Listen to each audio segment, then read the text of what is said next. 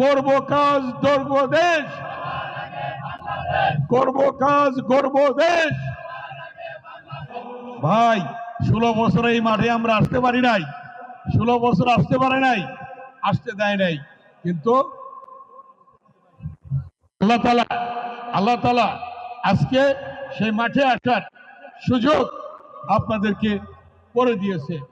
আল্লাহ তাআলা সেই মাঠে আসার সুযোগ কে করে দিয়েছে? আল্লাহ তাআলা করে দিয়েছে। অতএব আল্লাহ তাআলা সব পারেন।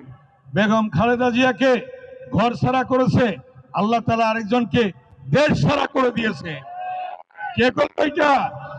আল্লাহ। অতএব করতে পারে। আমি আপনাদের অনুরোধ করব, এলাকায় শান্তি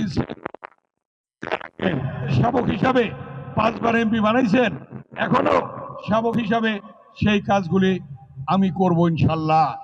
আমি আপনাদেরকে অনুরোধ করব, এই এলাকায় কলাতি ইউনিয়নে কেরানীগঞ্জে কোনো মাদক থাকবে না।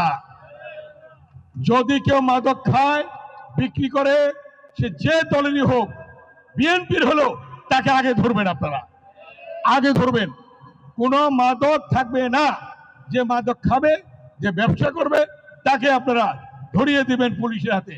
আর পুলিশদেরকে আমি অনুরোধ করব, আপনারা যারা দায়িত্ব রয়েছেন অভিযান চালান, তাদেরকে ধরুন। এলাকায় কোনো মাদক থাকবে না, মাদক থাকতে পারে না। জনগণ এবং আপনারা যৌথ অভিযান চালিয়ে তাদেরকে ধরে ফেলবেন। এই মাদক একটি সংসারকে ধ্বংস করে ফেলে।